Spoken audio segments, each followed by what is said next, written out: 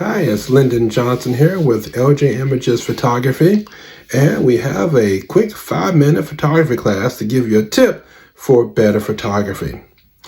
I'm going to talk to you real quick about white balance. Okay, it's something that most people tend to overlook, but it's very important because having a proper white balance makes a difference if the colors in your image look proper or not. So white balance pretty much is accurate colors. Light of different types, different sources, has actually a different color to it. Example, your fluorescent light bulbs, long tubes overhead, they often emit a green or a blue cast to them, depending on what type they are.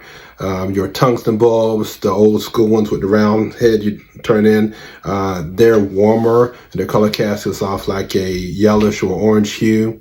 And you may take pictures sometime, use like an auto white balance. You got this orange hue to the image. It's because of that. Daylight outside, natural daylight is what people are most familiar with. And you look under that, you know, white is white with the camera. If you have an overcast day, a lot of clouds in the sky, then the light is picking up all the moisture and the blue color, and you got this blue overcast tone that comes in, and your picture looks really cool. And another way you can get a color cast is, example, if you're in the woods and the sun is actually going through all of the leaves and picking up the green tones from the chlorophyll in the leaves, you get a green cast actually on your images of the person, and their skin can actually have a green tint to it.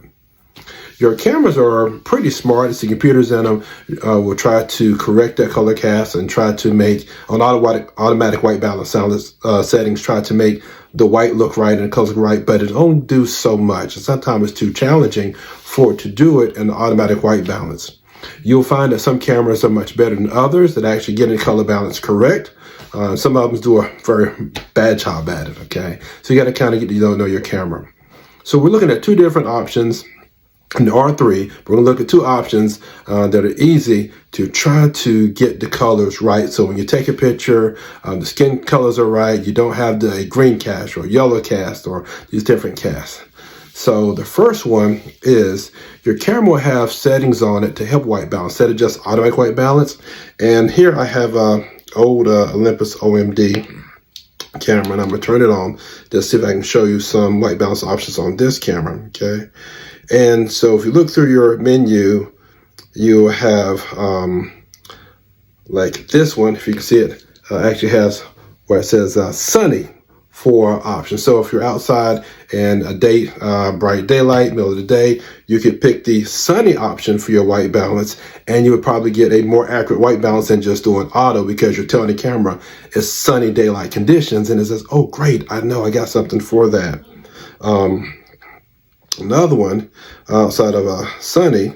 Next, we're going to look at says shadow. As you got this one has a picture of a little house, and it's got shadow in it. That's sitting in shade. So when you're sitting in shade, there's a certain color tone that goes with that. So if you're shooting in shade, or if it's really, really overcast, you may pick that one if you know you're shooting in a shady area, okay? Next one on this camera, we have cloudy, and this Google actually has a picture of a cloud there, meaning cloudy. So if it's an overcast sky and it's cloudy overside, that normally gets that blue tone. You're telling the camera it's cloudy, it's going to compensate for that blue overcast that you would get if you're using cloudy. And here, incandescent, that is those yellow bulbs, the traditional lights indoors that you use, the round bulbs that screw in incandescent, and they get off that yellow hue. So if you're shooting incandescent, use that. And that's probably the hardest one actually to create for, by the way. But the incandescent, use that setting, and it will help remove that extra yellow and orange from that as well.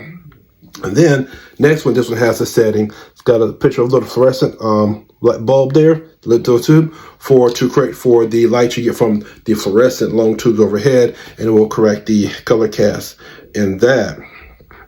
And most of them now, if you happen to shoot underwater, have one little fish in it for shooting underwater, because underwater color is actually a little different as well. And so you'll find those actual options. Oh, and last one is flash. If you're shooting with a flash, because most flashes are set like a daylight, 5500 Kelvin, that temperature, there's one for flash. So most of your new cameras today are going to, at a minimum, they're going to actually have those options, and then we're going to have one that's called custom white balance. Now, but the other ones are first simplest thing to do. If you know the lighting situation, pick that setting and your colors will more likely to be correct. Now, if you want to get even more precise with it, you can do a custom white balance. The way custom white balance is, you literally take either a white piece of paper, we'll call it a white card or a gray card, and you can order those online, Amazon, wherever. Just look at photography white card, photography gray card. It's a neutral color, and pretty much you take a picture of that card, the white or gray card, and you tell your camera, I want to do an automatic white balance based off of that. And because it's a neutral color, the camera knows this is that gray or that white. It already knows what color it's been shot on, and so it knows how to remove that color cast. And so you do that custom white balance, and that's how you really get that accurate color. And so when I'm shooting in studio or anything that's important, I always use the custom white balance. So I do highly recommend that you look at your manual, look at your camera, figure out how to do a custom white balance. When I was shooting Canon cameras, I would take a picture and then after tell the camera, this is the picture, and would do it. When I shoot this Olympus, when I shoot my Fuji, and matter of fact, I think my Sonys as well, when I shoot those, I pretty much tell the camera I want to do automatic white balance, and then I take a picture of that card, and boom, it's set, and it's just like that. And the skin colors are correct. They are perfect, okay? And so looking at, start learning to use that automatic white balance. It will change your life. The third way is Kelvin. That's a temperature scale for lighting. And if you can set your camera according to Kelvin. That's a little more tricky, so I'm not getting all of the Kelvin settings, but this part I just told you is super easy. And if you're trying to do work for anybody, or professional especially, or you just want great colors, accurate skin tones, then start using that custom white balance, or at a minimum, start using those other white balance settings instead of just going automatic white balance, okay? So I hope you enjoyed this tip, and I hope that helps you get some better photography and better results. Have a great day, and thank you for listening.